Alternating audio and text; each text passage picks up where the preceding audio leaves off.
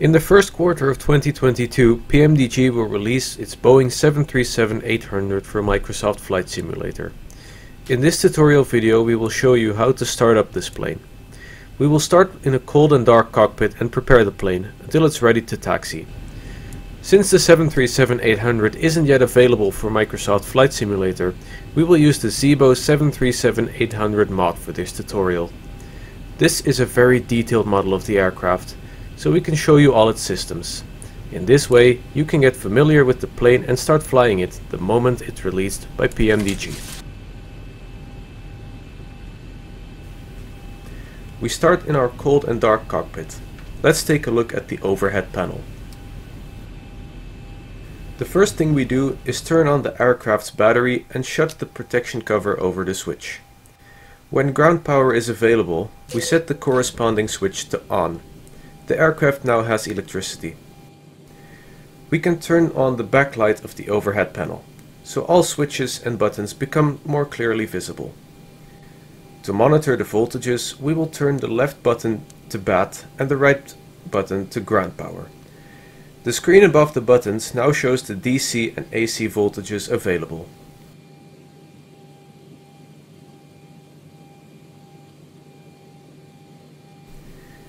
Next step is to put both IRS mode switches to nav. The IRS navigation system of the aircraft will now align.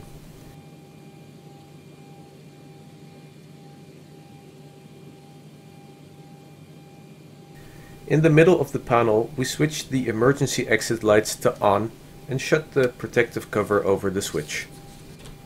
The no smoking and seatbelt signs must both be set to auto. In the 737-800 there are 4 switches to activate the window heating. We'll turn them all on.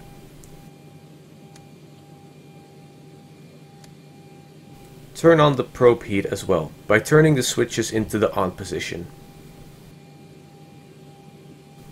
On the right side of the panel, let's turn the trim air switch to on.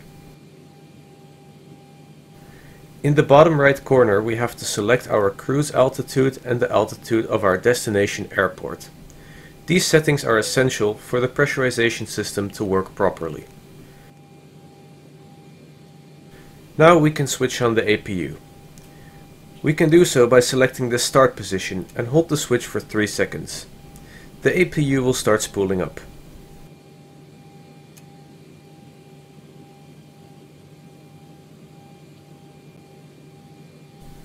In the meantime, we can set our QNH. Turn the knob left or right to adjust the settings. You can read the selected QNH in the lower right corner of the primary flight display. Now it's time to program our flight management computer.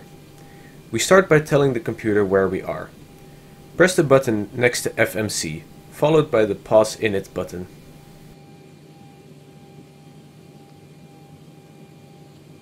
The Pause Init page has multiple subpages. On the first one we have to enter the coordinates of our position. The easiest way to do this is to go to the second page using the Next Page button. Then we copy the GPS coordinates by clicking the button next to it. The coordinates are now copied into the scratchpad. We return to the first page and copy the coordinates in the Set IRS position field. As soon as we have done this, the aircraft knows its position and the PFD will come alive. On the same page we can enter the airport where the plane currently is by typing the airport code on the keyboard and copy it into the Ref Airport field. In our tutorial we are at Eindhoven Airport, which has the code Echo Hotel Echo Hotel. Now we will enter our desired route into the FMC. For this tutorial we will use a very short flight from Eindhoven to Rotterdam. We made a flight plan using SimBrief, but we will enter all the information manually. First, we press the route key. The FMC knows we are at Eindhoven and will propose Echo Hotel as our departure airport. We can simply copy that to the origin field. On the keyboard we select Echo Hotel Romeo Delta for our destination and copy it into the Dest field. We can also set the flight number here.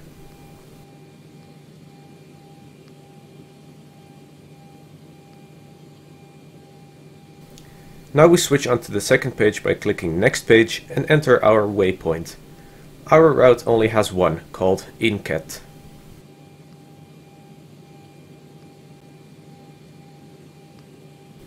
After we've entered the waypoint, we choose Activate. The Execute button will light up and we press it to confirm.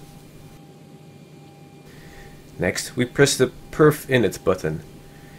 In the page that pops up, we enter our cruising altitude first. For our flight, it's only 4,000 feet. By pressing the Gross Weight button, the FMC will fill in the weight of the aircraft for you. Furthermore, you have to enter the amount of reserve fuel and the cost index, which can be found in your flight plan.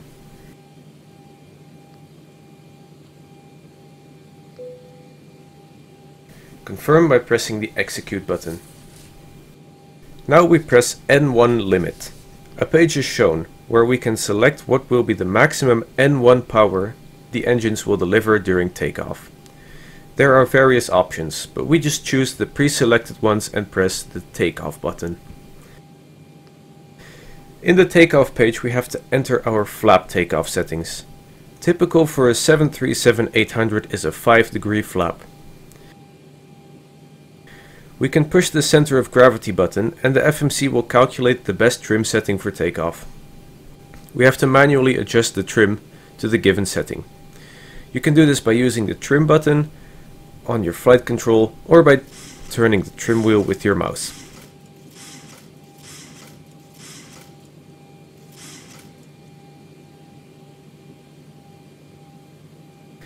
Pressing the V1, V2 and VR buttons on the right side of the FMC will calculate and set the V speeds for our flight.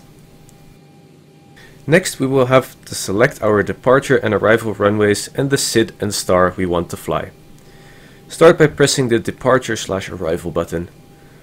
Our departure and arrival airports will be shown. We select runway 21 with the Inky 1 Sierra departure and press Execute button.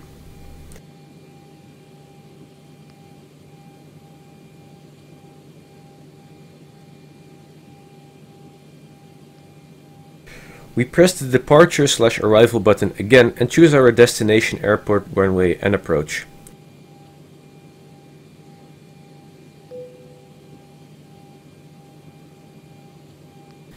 We also select the star and the transition. Again, we confirm by pressing the Execute button.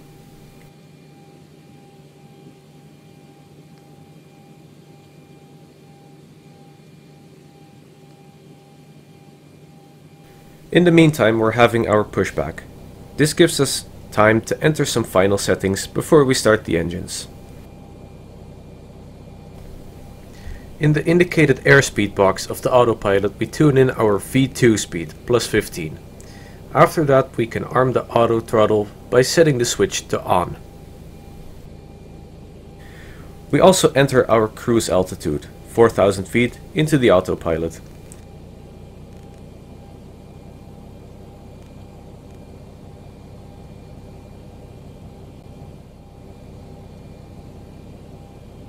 Now we can turn on both flight directors, for the captain and the first officer. We set the auto brake into the RTO setting, so the plane will apply maximum brake in case of a rejected takeoff. Now it's time to start the engines. To do so, we have to switch on the fuel pumps in the overhead panel. The 737-800 has a center tank and 2 wing tanks. Since we are preparing for a short flight, only the wing tanks contain fuel. Therefore, we don't have to engage the center fuel pumps. The engine start buttons are located in the overhead panel as well. Turn the ignition switch to the right and select ground on the right engine start button.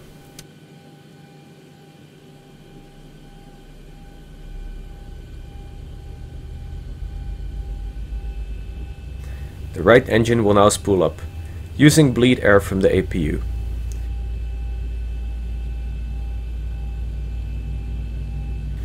Watch the lower monitor for the N2 value. As soon as it reaches 25%, pull the cutoff valve from engine 2 into the idle position.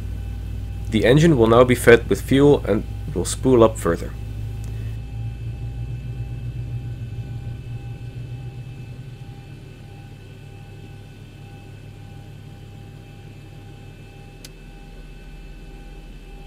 Turn the ignition switch to the left and repeat the whole procedure for number 1 engine.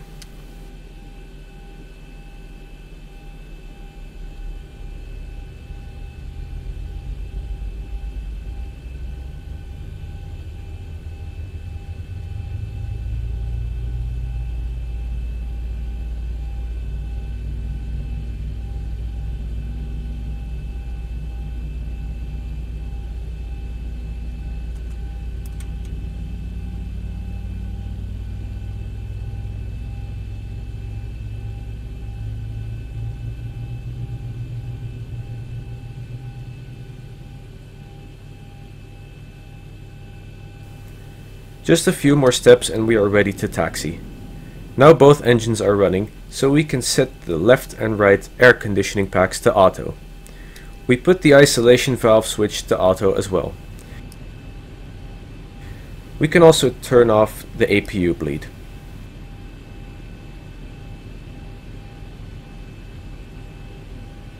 The engine 1 and 2 generators must both be set to on. Doing this will automatically turn off the APU generator.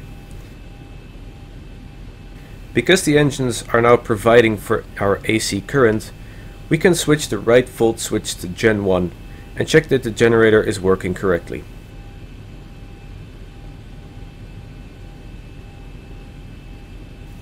We don't need the APU anymore, so we can turn it off.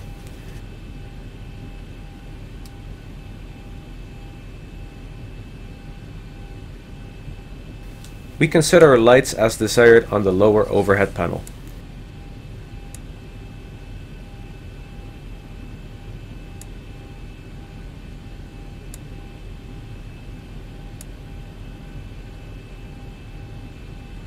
The final step is to put the ELEC 2 switch from the hydraulic pumps to on.